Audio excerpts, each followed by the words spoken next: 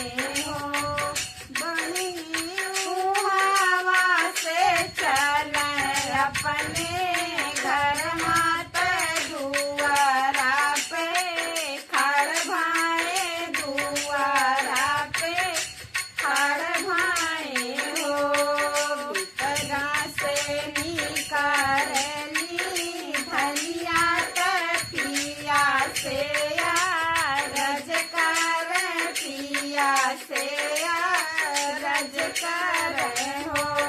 पिया तो हरी बहिनी नाही लौकत नाही नजर आवे हो पिया तो हरी बहिनी नाही लौकत नाही नजर आवे हो पिया काहे तोहरा मानवा उदास नदी काऊ कहानी नदी काऊ कहानी हो नहीं आई हमारी बहिनिया अपन बोलिया याद कराया अपन बोलिया याद करा हो धाना याद करा हो ही दिन के बतिया बहिनी सी बाटी हो धाना याद करा हो ही दिन के बतिया बहिनी सी बाटी हो सहेली का करबे भैया वारो से भौजी का करबे नैहर हो सहेली का करबे भैया का करबे भौजी का करबे नैहर हो धाना नहीं आई है हमारी बहिनिया ते बहिनी ऋषि आइल बाटी बहिनी ऋषि आइल बाटी हो धाना नहीं आई है हमारी बहिनिया ते बहिनी ऋषि आइल बाटी बहिनी ऋषि आइल बाटी हो 8वां महीनावा के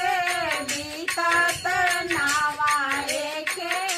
लागत नावा एके लागत हो बहिनी दुआरा पर बाजबा दैया आंगनवा उठे सोहर आंगनवा उठे सोहर हो भौजी कहे लड़का 8वां महीनावा के बीतत नावा एके लागत नावा एके लागत हो बहिनी दुआरा पर बाजबा दैया आंगनवा उठे सोहर आंगनवा उठे सोहर हो अरे अरे नगर के नौआ तू ही न मोरा नौआ तू ही न मोरा नौआ हो नौआ नदी के खबर जनावा नदी मोरी आवन नदी मोरी आवाई हो नौआ नदी के खबर जनावा नदी मोरी आवन नदी मोरी आवाई हो वहाँ से चले हैं नौआ त बहिनी देसे पहुँचे त बहिनी देसे पहुँचाई हो बहिनी तो हरे जगन में भाती जवाद भाऊजी बोला मैं त भाऊजी बोला माई हो बहिनी तो हरे जगन में भाती जवाद भाऊजी बोला मैं त भाऊजी बोला माई हो सुनी बहिनी त बहुत खुशी